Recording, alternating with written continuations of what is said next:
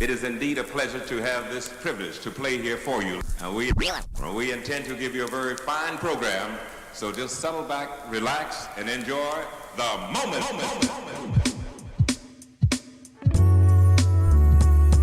Hey, what's up? Good morning. Mic check 1 2.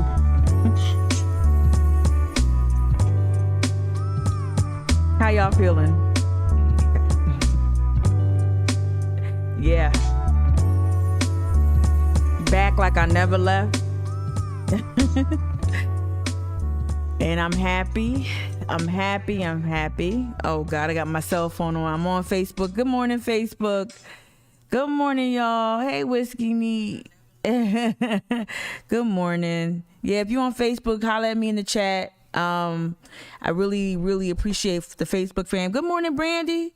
Hey, I really enjoyed last week's Facebook interaction, and I said this before. Y'all know well, if you know me, I'll keep emphasizing something that feels good to me, and so y'all can either indulge me or just grit and bear through it. But I'm gonna do it again. I want to say thank y'all for holding me down last week. We had so many technical glitches.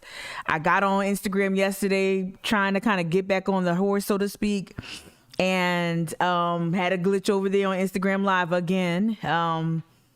Every time I go live, I get kicked off. And so not giving what I think is outside interference, not giving that the energy. I want to lift up the energy that is y'all who understand, who see what's going on, and who are just holding me down, like either holding me down in terms of coming right back, understanding the glitches, or just holding me down, like just sending me some words of encouragement.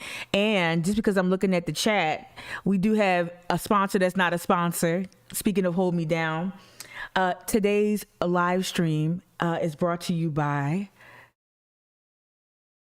it's brought to you by Queen and Comb Raw Honey. And shout out to B-Man TK, whose name I was mispronouncing like crazy because I'm an old lady on Twitch. But shout out B-Man TK. What up, Tom? Thank you for the cookies, the honey. This will be going in my gentrified version of a matcha latte with oat milk very, very soon. I really appreciate you. Thank you. No, you don't have to send me stuff, but when you do, I appreciate it. It really does keep me going. And also because of COVID, like human interaction and human connection to me are just like, I still crave it. And even though that's not the same thing, to get things in my P.O. box or from y'all when y'all drop off food, it just sets my heart aflutter. So I really appreciate you. Let me hit refresh and see if our boy Jerry, let's go ahead and switch our view. Boom, bip. All right, shout out Charleston Weather, shout out Jared Smith. If anybody, I talked about the technical glitches and we're working on that behind the scenes. Shout out to, I ain't even going to tell people what I'm working on to get through these glitches, but shout out to everyone who reached out. I'm like, yo, I got you.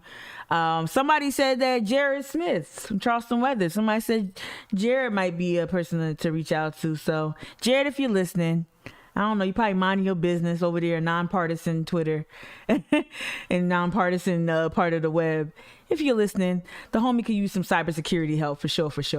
All right, just start off with today's forecast. We're getting to that time of year, y'all, where it gets nice and stormy. I love it. I love stormy afternoons.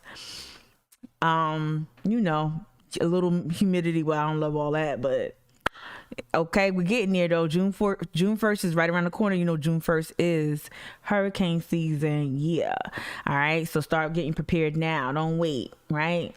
All right. But here's the forecast. 20% chance of showers today, according to Charleston Weather. High 86. A little muggy, a little overcast probably. But I'll take it. Let's hop over to good morning, Kia. Let's hop over to the digital edition. Oh, real quick. So I teased out today's live stream. Good morning, Lisa. I'm just looking at Facebook and making sure I say hi to people. So I teased out today's live stream, and I put in there, a library card is a terrible thing to waste. And also I teased out we're going to talk more about Tim Scott. It's so much news to cover today that I want to cover, but we're going to try to do our best. I'm trying to keep it local meaning state, low country, and then a little bit out in the state. I mean, that includes Tim Scott and stuff like that. And of course, Joe Cunningham running for governor. But let's just take a look real quick like we always do. Local news roundup. This one hit my heart hard. I did not get to read this full story, but I read a little bit of it here. So it's going to change everything. So all public housing in Charleston to be replaced or renovated in sweeping initiative. Now, as a member of the Friends of Gadsden Creek, we became very familiar with the pending changes to public housing. Just a number of different initiatives, and whether it's the police substation in Back to Green and the Gadsden Green projects, to a number of people being displaced and evicted for small infractions. We've seen these changes coming, and we know that once these families are moved from these units, we know that they won't be living on the peninsula because they'll get some sort of stipend or some sort of check. And so they're being moved off the peninsula. And it's interesting how they say all public housing in Charleston to be replaced or renovated in sweeping changes, right? And this is supposedly a part of the affordable housing push for more units, right? I mean, you click on the story, and there's a map. So this is the map, y'all. So they said Charleston, right? Let me go back up to the top. It says all public housing in Charleston, right? But it looks like at least this article is focusing on what? The peninsula. It looks like it, right? This King Street. That's 17. That's Calhoun right there. So do they mean all public housing in Charleston, or do they mean downtown Charleston near the Crown Jewel? Right? I'm going to read the entire story to see if other areas that have public housing are included. This is Back to Green right here, y'all. RAD. I talked about RAD, the RAD program. I did extensive shows on it and podcast shows. I guess I have to revisit it. I talked about other cities and states who were dealing with RAD, the Rental Assistance Demonstration Program. We talked about what HUD was like under the Trump administration. So here's another story. Charleston Housing Authority plans to demolish low-income apartments, then build even more. What kind of low income? They're going to have to really define that, right? Yeah. All right. Yeah. So that's kind of, it's coming. You ride through Charleston, all you see is cranes, right?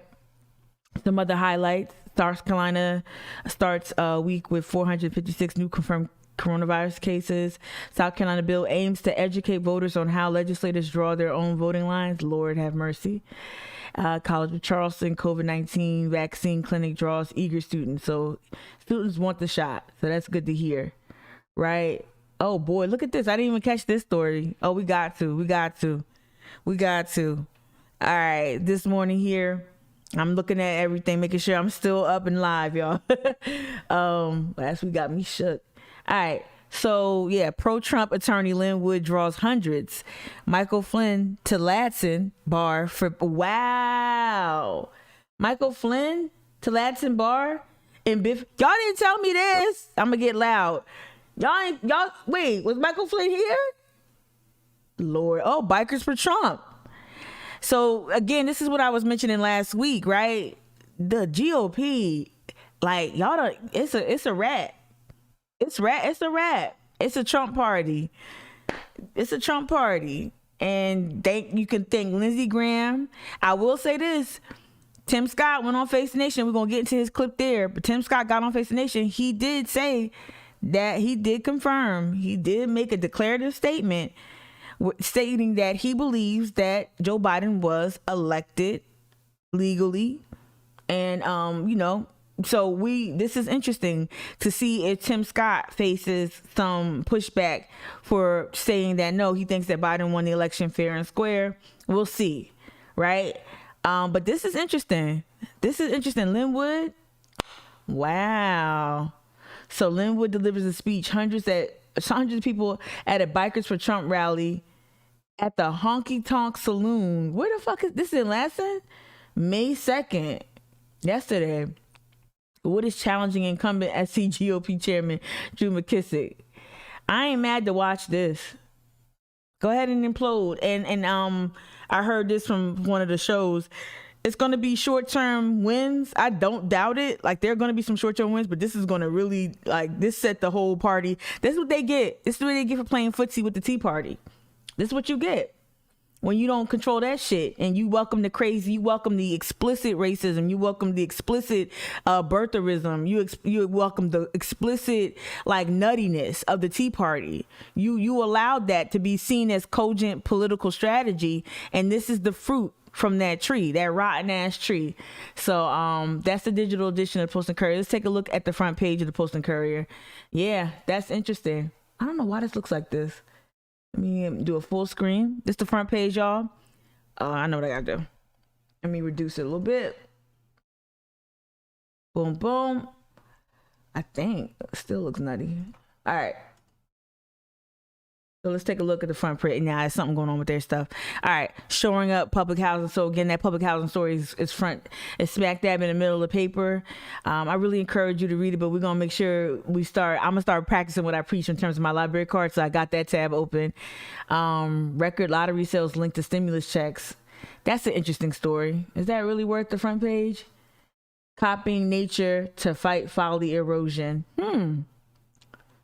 Okay. Copying nature to fight folly erosion. Be interesting to see who engages this. What politician starts engaging beach erosion. At the top, above the masthead, Charleston County to extend free meals for students. Okay, cool. All right, let's hop out of that. Really not too excited.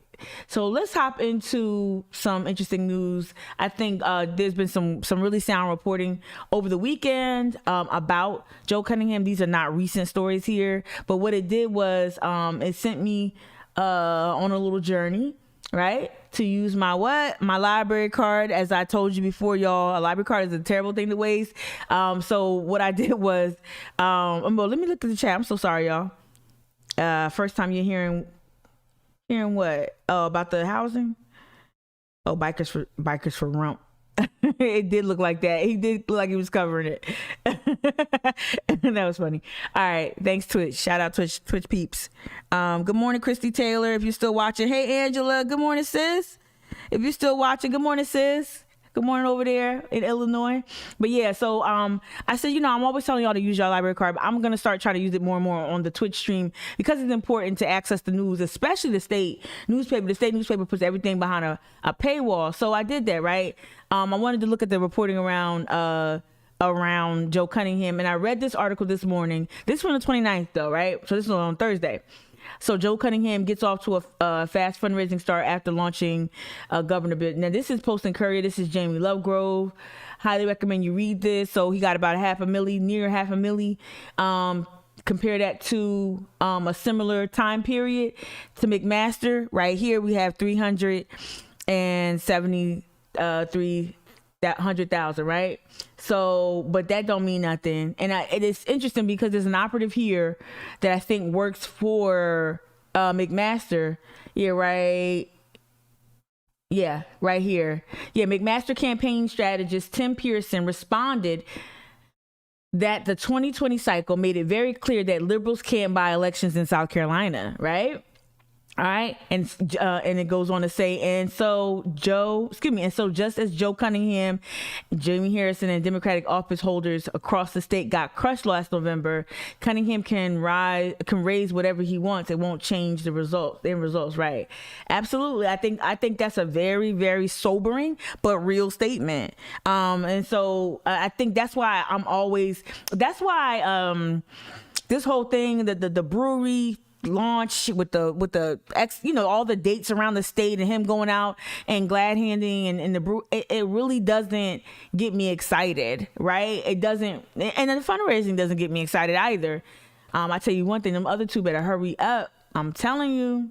All right, so it goes down to also mention that U.S. Rep. Jim Clyburn, number 3 Dem in Washington, y'all, told reporters on the 27th that 2 other South Carolina Democrats have told him they plan to run for governor, but he did not name those names, right? We don't know. Then it says that Democratic activist Gary Voter, oh my God, this is Facebook Gary. Y'all know Gary? He announced his intentions to run.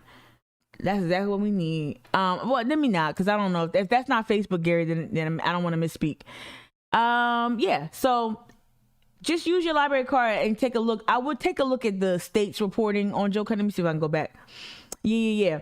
And what I found out, y'all, with using my library, I did not notice this. This is how long I haven't been on Newsbank. Yo, not only do you get the state's reporting, get it from behind the paywall, and there's some really good reporting from not Andy Brack, right here from May 1st. All right. So, and we're not going to stay stuck on this. We're going to transition to video in a second.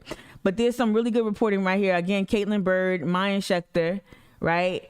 So this story was really interesting. I have not finished it, but it talks about how hard this race is going to be. It talks about Joe Cunningham's campaigning. Yeah. So I'm going to have fun reading this after I get off Twitch. To be sure. So this is your way to get around that paywall, the state paywall, and get access to some pretty sound reporting. Jamie Lovegrove is really sound. Caitlin Bird, if you're going to go back to the state, Caitlin Bird and Mayan, it's really interesting how they're letting Caitlin rock over there after she left the Post and Courier.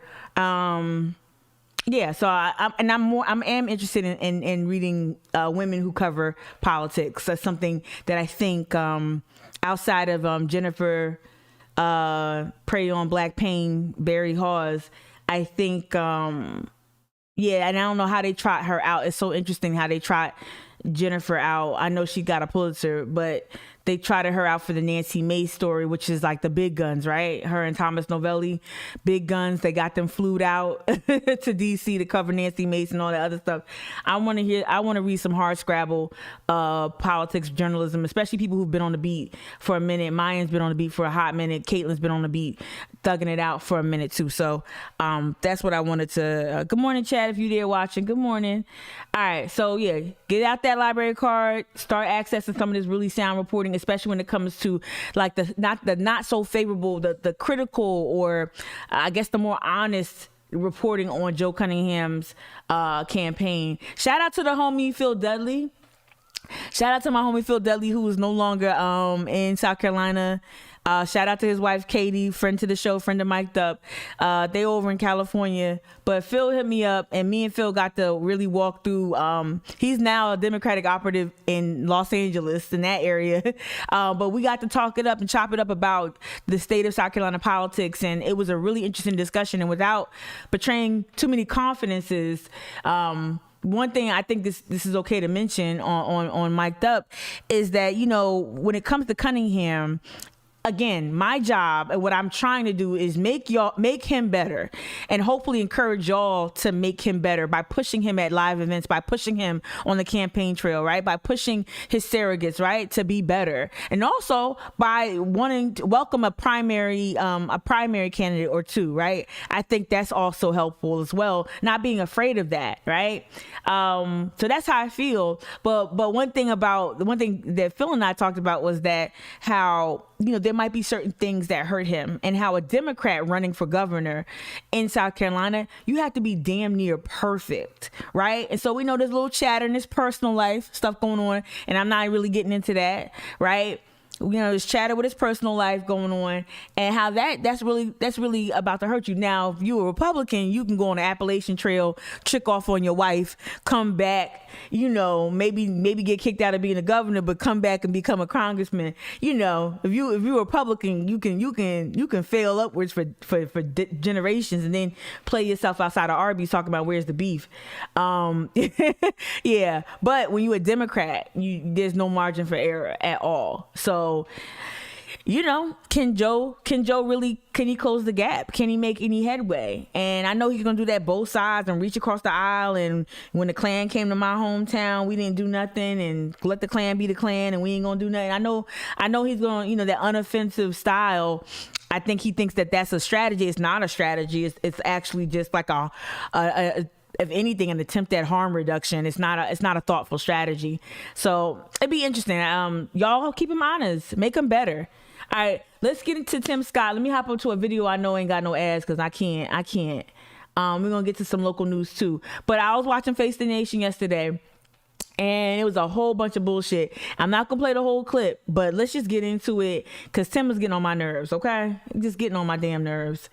So let's get into it. Senator Tim Scott of South Carolina gave the Republican response to President Biden's address to Congress. Did he though? He joins us now from Mount Pleasant, South Carolina. Good morning, Senator.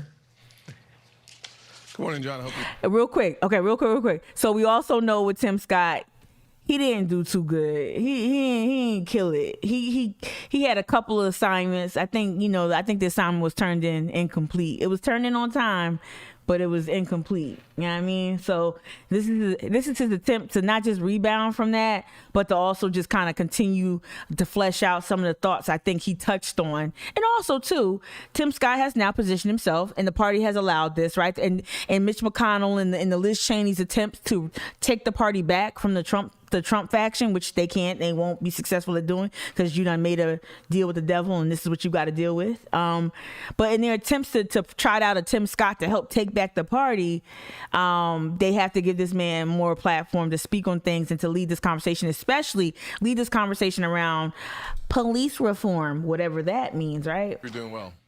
I am. Last time we were talking, we got cut a little tight there in conversations Yeah, about Megan your who? effort to pass Oh, some Megan. police reform through the Senate. So we're going to start there today.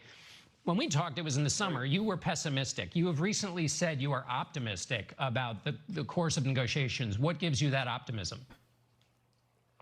Well, John, let me just say this. One of the reasons why I asked to lead this police reform conversation on my side of the aisle is because I personally understand the pain of being stopped 18 times. Look at this like double consciousness shit he does. Driving while black. I also have seen the beauty of when officers go door to door with me on Christmas morning, delivering presents to. Hey, officer, I know you're stopping me based solely on race, and that's not right. But if you come with me on Christmas and hand out these toys, I'll show you that I'm a good Negro and that I can earn your respect. And this shit, this blows my mind. Kids in the most underserved communities. So I think I bring an equilibrium to the conversation. One of the reasons why I'm hopeful is because, in a way... Also, too, I love how Tim Scott continuously racializes poverty, like continuously does that. Trafficking those tropes that, poor, black equals poor, black equals disadvantage. And while I understand, like I'm not crazy, right? I know that black folks disproportionately face a lot of different things, but he just does this thing where he continuously racializes poverty. He never talks about other types of populations that aren't black that are contending with some of the similar obstacles and whatnot, right? Whether it's policing or poverty, but he never talks about it. He just makes it explicitly black. This time, my friends on the left aren't looking for the issue. They're looking for a solution. And the things that I offered last year are more popular this year. That gives me reasons to be hopeful. And frankly, John, I was thinking about this. Think about the parts of the two bills that are in common. Data collection. I think through negotiations and conversations, we are now closer on no-knock warrants and chokeholds. And there's something called Section 1033 that has to do with getting government equipment from the military for local police. I think we're making progress there, too. So we have literally been able to bring these two bills very close together. And if we remember, the goal isn't for Republicans or Democrats to win, but for our communities to... Okay, BS. All right, I'm going to fast forward because he started talking real brazy down here. Kia, you got to tell me about Megan. What's she do now? Sure. And he seemed to think that was not a legitimate position. What's your feeling about that? Well, one of the reasons why I started our conversation, John, with reality, that as a United States Senator, I've been stopped several times in the last 3 years. in the Capitol and on the streets throughout the country. So I'm not having a conversation about some theory or philosophy. Oh, he was talking about Tucker Carlson. So Tucker Carlson, who's now become a quite like a bigger voice than I thought he could. Shout out to dumbass Democrat Caesar McKnight for going on Tucker Carlson's show. And the thing about the Caesar McKnight misstep, and it was so weird because I had blasted him on Facebook for going on Tucker Carlson. Then this week he actually requested to be able to tag the photo that I used of him. It's so weird. Like, dude, why the fuck would you want to tag yourself in some bullshit where I'm flaming you? But anyway, that just shows you that he doesn't understand. He thinks infamy is notoriety. He thinks Caesar McKnight thinks that any exposure, any type of cameras, any type of news and press is good news. But literally, I want y'all to kind of take a time out. You literally have Face Nation is not Meet the Press, but to me it's better than Meet the Press. But Face Nation is one of the top tier Sunday shows. You literally had John Dickerson ask Tim Scott to respond to a Tucker Carlson pushback. That's not a slight to John Dickerson. That shows you the state of GOP politics and who the leaders are. And so when you have dumbass Democrats like Caesar McKnight from South Carolina willingly go on this man's show, who is no longer hiding the hood and the cape anymore, right? I mean, he ain't hiding the hood and the robe anymore, right? He's literally spitting bars that's straight up Hitler bars, right? Like unabashedly, like out there on the 14 words, white nationalists. He not even tucking that shit no more. No pun intended. You literally, this is the current state of the GOP. These are the thought leaders. These are the people dictating and master, well, not mastermind, but they are architecting what the future of the party looks like. Much like how a Newt Gingrich and a Rush Limbaugh did. We're seeing the Linwoods and the Marjorie Taylor Greens emerge, and the Tucker Carlson emerge as the leadership of the party. And so Tim kind of glossed over this in that pushback. He was like, "Well, I'm black, and I'm telling Tucker like what my experience is." Right? He pushed back on that. He also pushed back on the big lie. This is going to be very interesting. So as Mitch McConnell, those are grooming Tim to be part of that leadership faction, that new GOP. It's going to be interesting to start seeing how they turn on him like a violent antibody. And this also probably shows you that why Tim Scott goes on Trey Gowdy's show on Fox News, but I don't know when the last time Tim has been on Tucker's show, right? I don't know about that. So it's just interesting that John Dickerson had to pose a question. And again, no slight to John, but that's where the party is right now. That's what the party is. Good morning, Juanita on Facebook. Let's fast forward a little bit more. Let's see what the question is. Challenges and patterns is for someone to be blind, and you've also said that the system. Let me walk it back a little bit more. His thoughts on race are very. I'm gonna do that. Let me ask you about your theory about race. You said America is not a racist country in your response to the president. The president has subsequently said he agrees with you. But not only did President Biden agree with Tim Scott, so did Kamala Harris, and they flubbed that so bad. They flubbed that so bad. They flubbed this answer. Is America a racist country? And Kamala come out and was like, no, it's not, right? I know she's trying to run for president in the future. I know horrible response from a black woman. And yes. You've also said, so there's some common ground there. You've also said to suggest there aren't racial challenges and patterns is for someone to be blind. And you've also said that the system is breaking the back and breaking the spirit of millions of people in our country. And you're talking about black Americans who are being affected by that system. So help people understand when you say it's not a racist country, but then you do talk about a system that targets black Americans. You've talked about it today. Help people square. And I'm interested, like, why does he only talk about racism in regards to policing? Like he tries to do this thing, and I think he's going to do it with the Pickford v. Glickman. We're going to see it real quick. Compare those two statements. Sure, absolutely. Well, first let me say, thank goodness that finally our president, our vice president, and one of the leaders in the Democrat caucus in the House, Jim Clyburn, have all come forward and said exactly what I've been saying for a long time. America is not a racist country. Shame on them for that. The question is, shame on them. Is there a lingering effect after a couple of centuries of racism and discrimination in this nation? is there a lingering effect after a couple centuries? The answer is absolutely. The question we should be debating and fighting over is how do we resolve those issues going forward? One side says, I'm going to take from some to give to others. So this is interesting. Like, so Tim Scott has no, like, I had to stop right there because it's infuriating. Tim Scott has no view or no real, he doesn't know what equity is. Or at least he's feigning ignorance in this regard. He doesn't know what inequity is. He doesn't know what to kind of use that tried and true.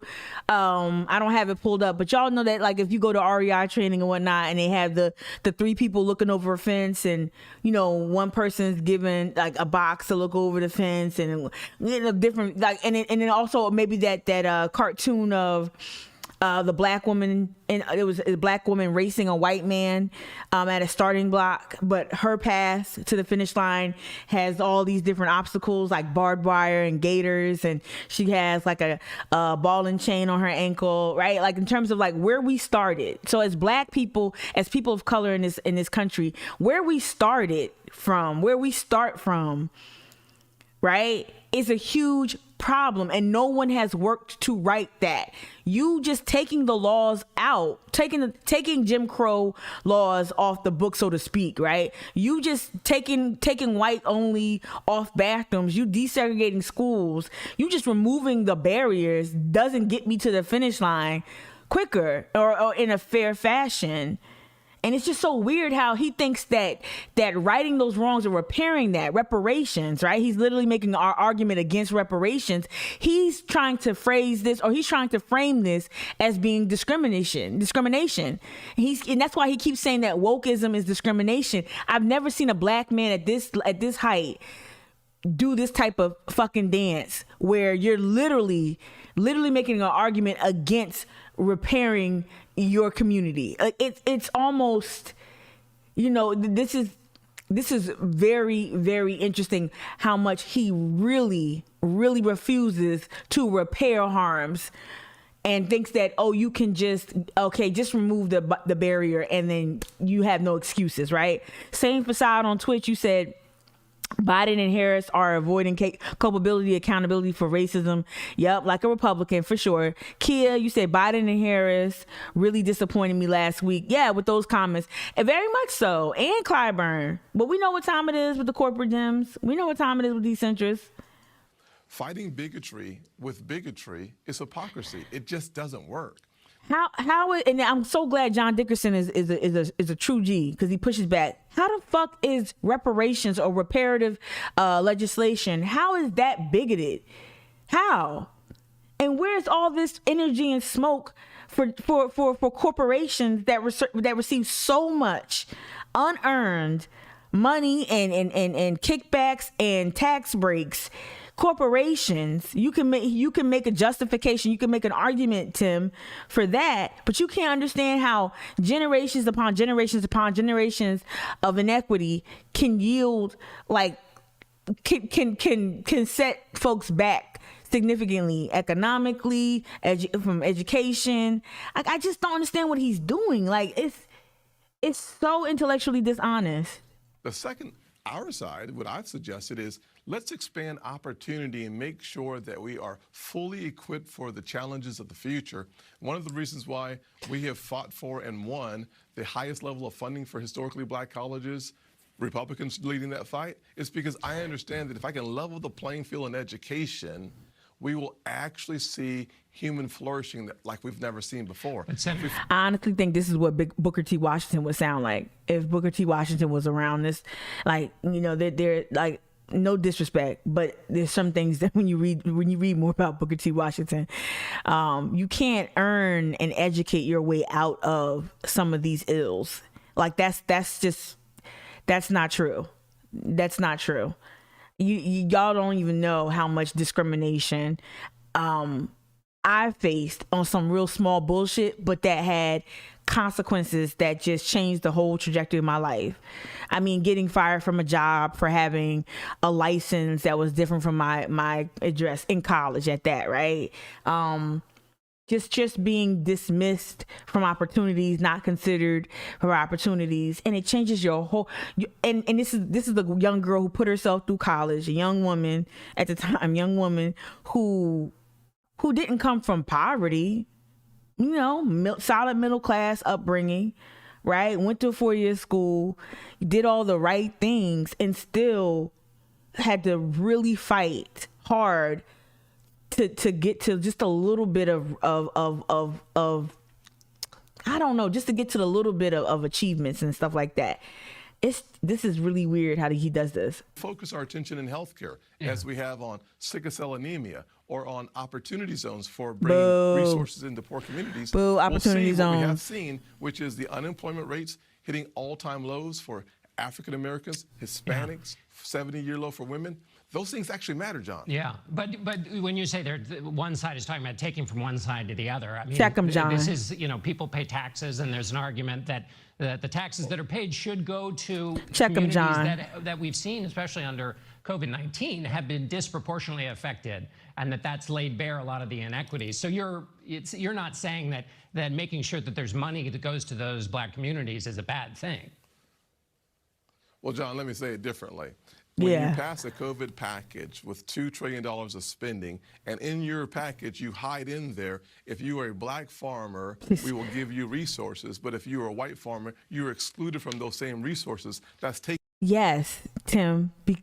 Yes. Because of the years and the generation.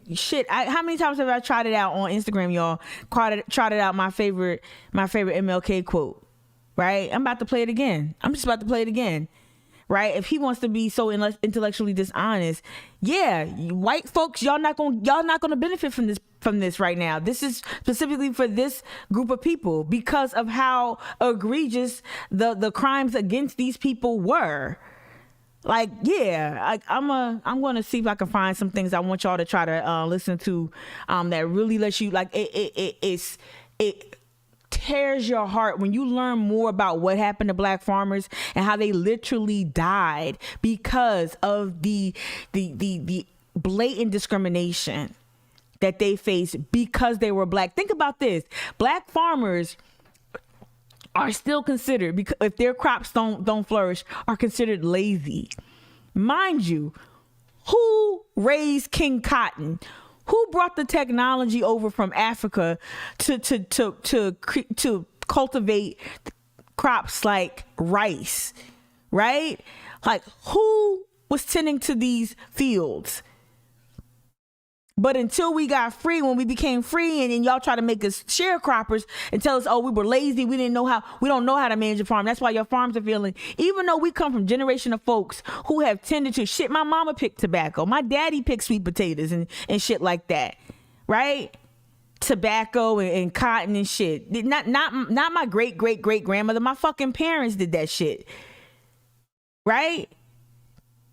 They know these things. Their parents know this thing. My grandma knew this thing. And it's just when you one day we're gonna do a deep dive on black farmers. I ain't gonna do no current news and we're gonna deep dive in it, because Tim Scott to say that this specifically black legislation is discrimination, shame on Tim Scott. You said you always like to trot out your grandfather who was illiterate. Why was your grandfather illiterate?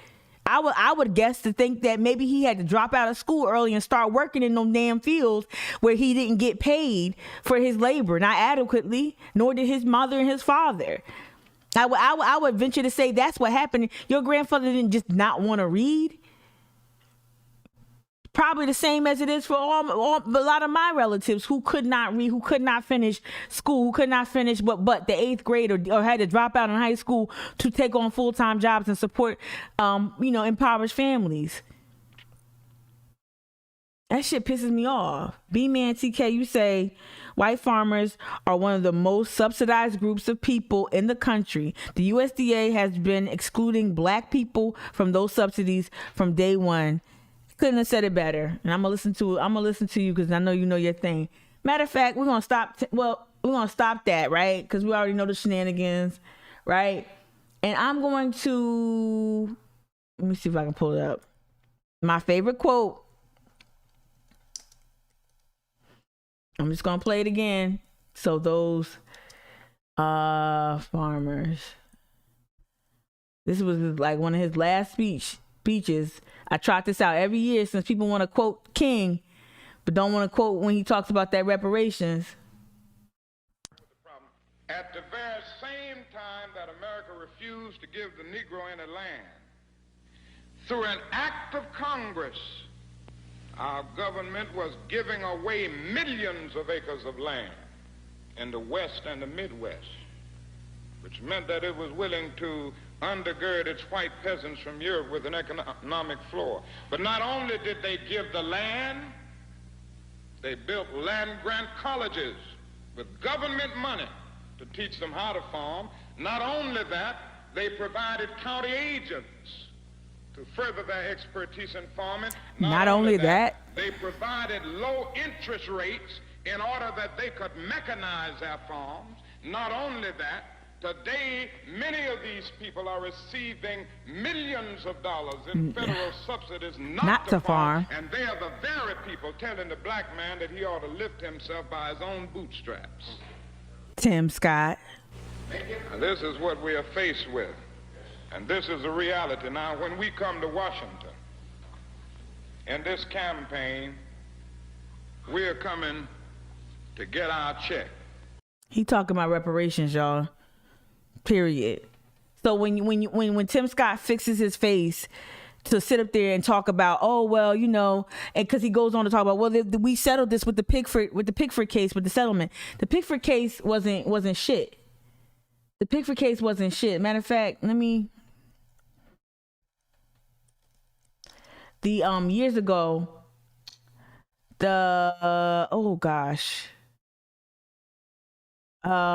Pickford,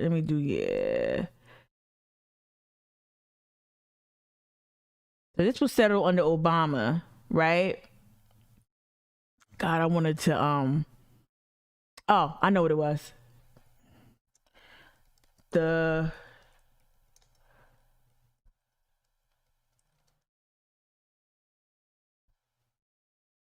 Yeah, this is it.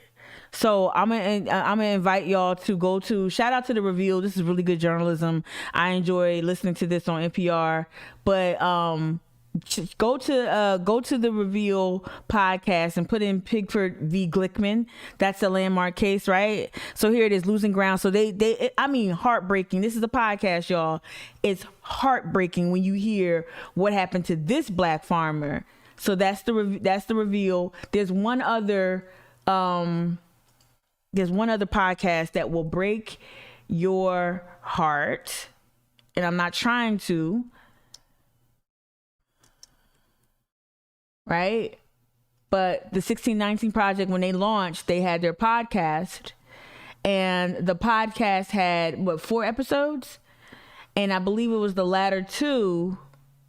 Let's see if we can click on it without playing it. It was a 2-parter. Get out of here. It was a 2-parter. Here we go. So here, the birth of American music, and then it's right here. The Land of Our Fathers Part 1 and The Land of Our Fathers Part 2. If you go to the 1619 Project, right? What the hell?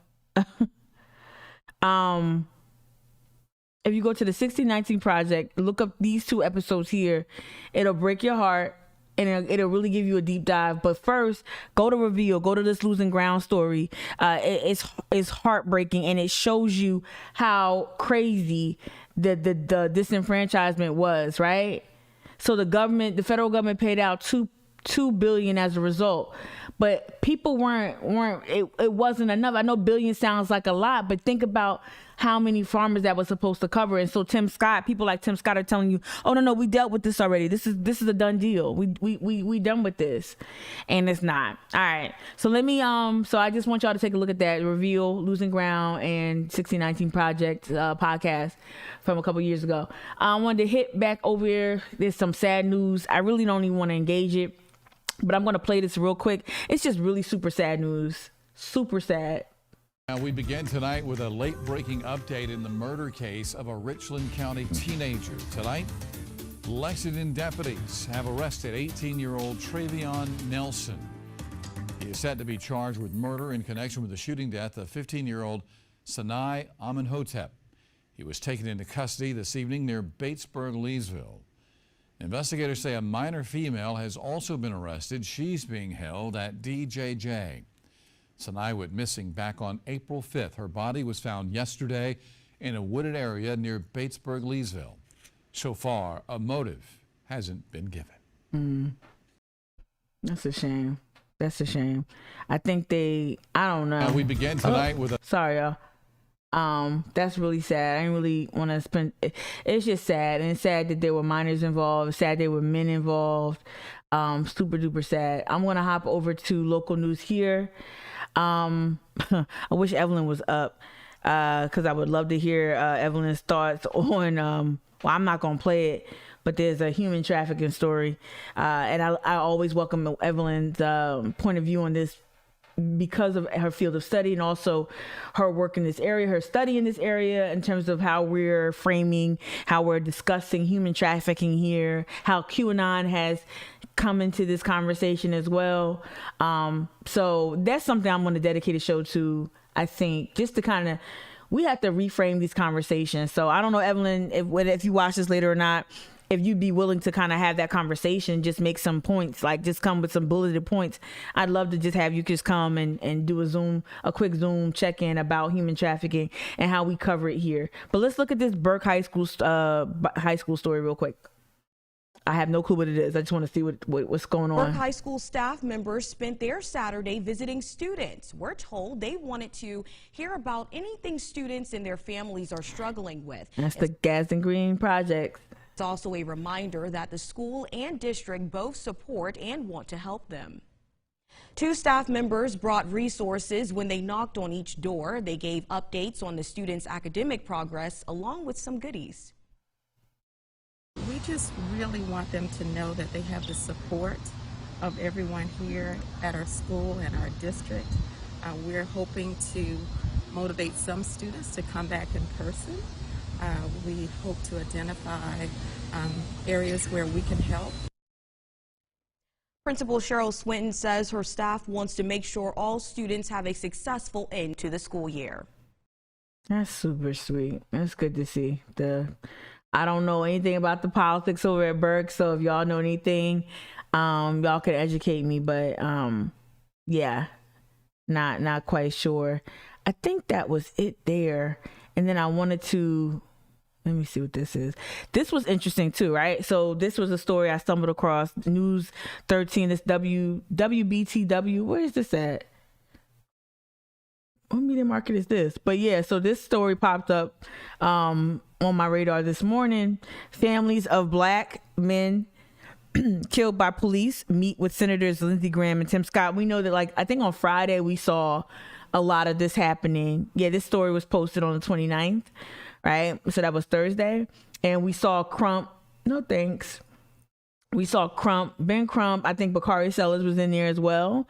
The family of Eric Garner was there. It'd be interesting to hear again. The GOP are positioning themselves to be the leader in this conversation about police reform, which is really interesting, very interesting. And I don't mean that seriously. I don't mean that facetiously. There was some other news. I think we already kind of covered Tim Scott. But again, just noticing, keep your eye on the press, keep your eye on the publicity that he's getting. Yeah. Oh, that's what it was. I close it out. I thought April Cross had some really good commentary, and as did we already watched Face the Nation. I bounced out of it too quick. Where we at? Here we go. Let's listen to our girl April Cross. Tiffany Cross. Ooh, this was.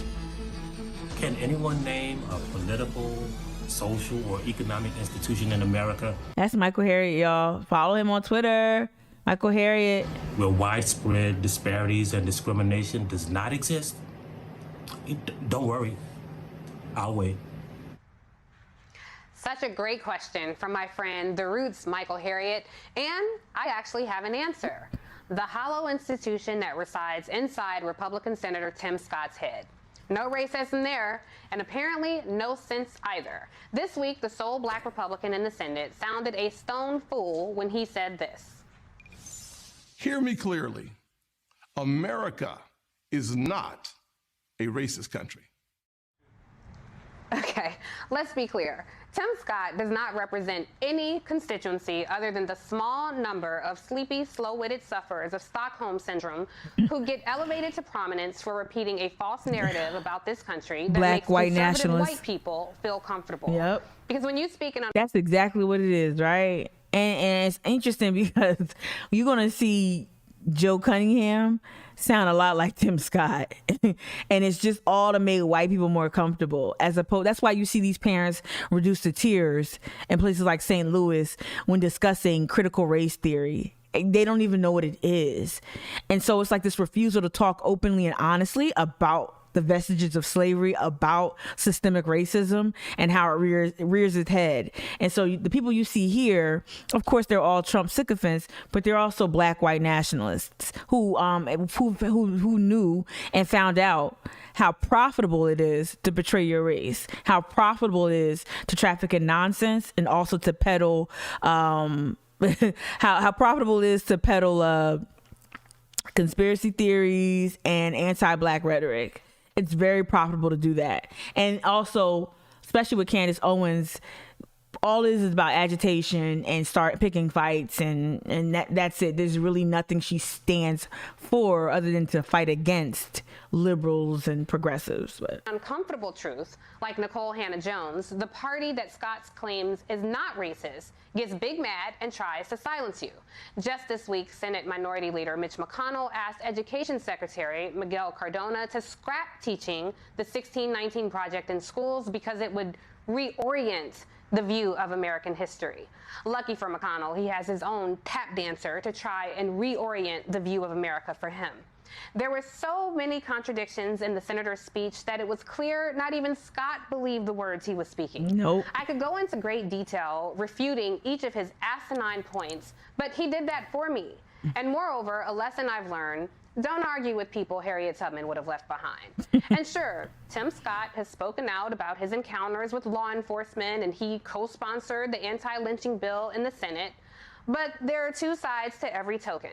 So thirsty for white approval, this dude actually stood on the national stage to defend. let me tell you something.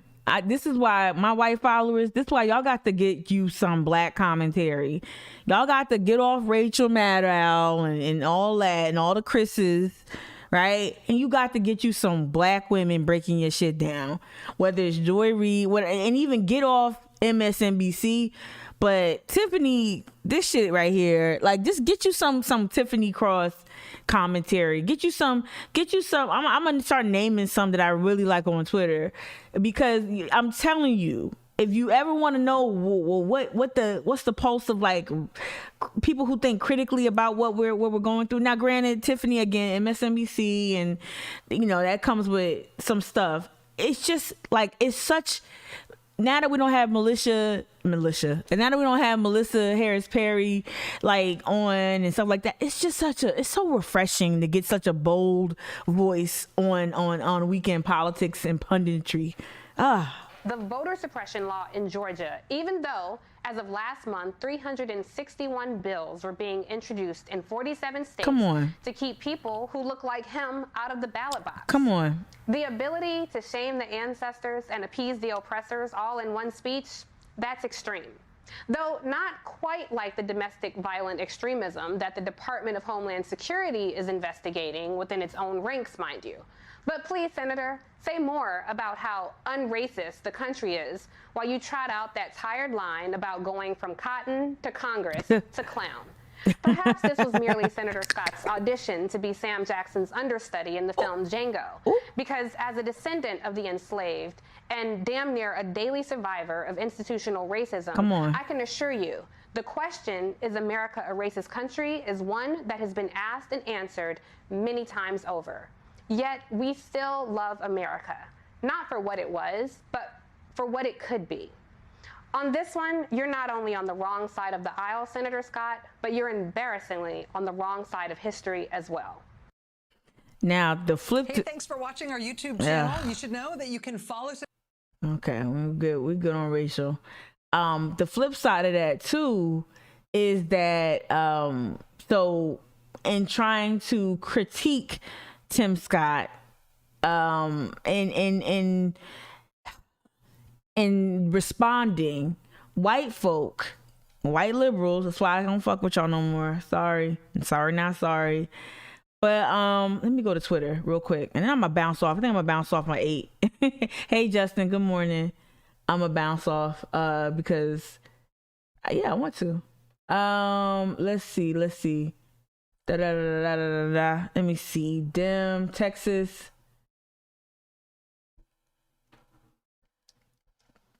Oreo. Democrat. Yeah, it's that bad. It's that bad. So yeah. I'm not gonna use that dude's tweet. This is the thing, right? Well, this is what it is. So let me click on the story. This shit is absurd. This is where, like, I don't understand, like, out of all the things you can literally get Tim Scott on, clueless liberals tend to just fuck it up. I have no clue why go for the race thing. Like, I just don't understand. So I don't care about this. They make it so hard to I'm literally just scrolling down, y'all, and it's like sticking. So yeah, the term Oreo is sometimes used disparagingly. It's offensive as fuck. It's fucking pejorative fucking phrase. Disparaging and offensive slur for a black person who is regarded as having adopted the attitudes, values, and behaviors thought to be characteristic of a middle-class white society. I don't know about all that, but often at the expense of their own heritage. So I don't know why they did that, but yeah. So Texas Democrat Gary O'Connor facing calls for resignation after referring to Republican South Carolina Rep Tim Scott as an Oreo. All right. In the since deleted Facebook post, O'Connor, who chairs the Lamar County Democratic Party, criticized Scott after Republican delivered rebuttal. First of all, what this does is prove that, hey, Tim Scott, we live in a racist country. That's what it proves. And this is the thing. This is the conversation that even people who follow me aren't really like. People who follow me are racist too, right? You have not confronted your internalized white supremacy. You have not even begun to, some people, and I'm not talking about everybody, not begin to really unpack your internalized white supremacy, right? And so our inability to understand what racism is gives you what this person probably thought it was a cute little joke. Oh, I'm not saying the N-word. I'm not calling him Uncle Tom or Uncle Tim. And Uncle Tim was subsequently banned from Twitter because people like white liberals have been using it to call him Uncle Tom and be cute. And they've been doing this for years. All the things you could work with, everything. His fealty to Betsy DeVos, privatizing school, opportunity zones, not speaking up harder, not speaking, tough enough about police and how to really reform the criminal justice system. So much stuff to really get him on. And y'all keep going for Oreo and Uncle Tim and Uncle Tom. That's the problem. And I would call for his fucking resignation too, because you need better representation. How dare you think that was okay to post? Like, that's crazy. And now you've given the right a little fodder and proves Tim's point, but it really what it does is proves the larger point, which is America's a racist country, and racism is not just David Duke. It's not just Ben Shapiro or Tucker Carlson, right? That's just not, like, those are not the only form. Like, the racism that we engage with the most, I'm gonna speak for myself, is that the microaggressions and really shitty commentary and comments from white liberals. And like, white liberals have been like just a problem, a big problem. And then when you correct them on this, you get so much pushback. But that's fucked up. That's real fucked up, and it's unforced error. It's an unforced error for sure. Yeah, like I said earlier, there was some other reporting about Tim Scott optimistic about Congress. Now, that's the thing too. Seems like the Democrats are, and I guess this is part of the game. They're willing to give. This is all part of Biden administration's attempt to be bipartisan, and so they're going to give Tim Scott this W, right? So all those working behind the scenes with Tim Scott, that's why Tim Scott is out here telling people like John Dickerson on Face the Nation that he's optimistic. He's optimistic about some substantial criminal justice reform passing. And the GOP party have like gotten behind him on this. So they're not going to push back on this. They trust him with how he's negotiating this as well. But this whole optimism and hopefulness, that denotes like the W's coming. So this is going to be a W for Tim Scott. I would love to know how, I'm going to click on this Vox article real quick. I would love to know how the Democrats are going to position this as a W for them. But maybe that's just, what they're willing to kind of let go of in efforts to look bipartisan. Scott believes in his compromise on qualified immunity will get police reform over the Senate. Okay. So yeah, Face the Nation was a big appearance there. All right. I'm gonna knock off right now. I got a lot going on. Y'all, just send me some good vibes. Got some drama at work. Cypress is always gang, and I don't mind being candid on my channel. Let me switch real quick to my Jesus. Can't wait to get a real desk. Can't wait to get that doesn't shake. So just send your girl some good vibes. We're gonna get this tech thing. I'm very grateful that this stream was not interrupted. I see no skip frames. Connection was solid. I really appreciate it. Got a new follower, got 2 new followers within the last 24 hours. Super grateful again. I'm gonna just annoy y'all with my gratefulness and gratitude. But thank you so much. Send me some good vibes. Got some bad energy going on at work, but Cypress crew, my coworkers got my back, and we're just out here trying to do some good work in the Carolinas. So just send us some good vibes, some good juju as we kind of get through some things. And I'm gonna take a break. I've been having like crazy heartburn. I've got thank you, Hetty Shay. I've been having like crazy heartburn. Like I've been eating them damn antacid chews, like, oh my God, like an old man named Marv. I got my dad's guts, but yeah, I think the heartburn is a symptom of some frustration and some stress. But that being said, everybody's cool. My parents are good. My parents are healthy. My family's cool. My sister-in-law just checked in from over there in Illinois. Everything's cool. Just send me some good vibes. Shout out to everybody who's been holding me down. And we're gonna get through this. Thank y'all. Look at y'all. Thank you for the bits. I appreciate that. Show some love. Thank you. I really do appreciate the support. Also, just know, like, we got some things. I don't mind saying this. Jared, don't get mad. I'm gonna say no. Hell yeah, he gonna like this. But no, we got some things happening. So we're not just hemming and hawing and, I need help with tech. We're literally working hard to grow the show, to grow where we do the show, to grow everything. And so we're going to have some merch coming pretty soon. And I love that the things that are emerging organically from these conversations that we have every morning, and I do tend to view them as conversations because I have a chat that I look to on both Facebook and on Twitch, and so I'm really looking forward to having these conversations and taking a little bit from those conversations and turn them into things like t-shirts and other ways you can engage and you can help support the platform. You can help support things like when I need a new PC, y'all, that'll be there. If I need a new mic, it'll be there. Like Fernando said yesterday, and if you haven't done that, please head over to Instagram. I ain't gonna put it up. Please head over to Instagram and watch that interview that I did with Fernando yesterday. Post one glitch. But go back and we talk about how this work is not easy. This work is not cheap. And so there's a lot that goes into it. Shout out to Head High Media for gifting me lights early on in the pandemic that I still use. A shout out to Wolfgang.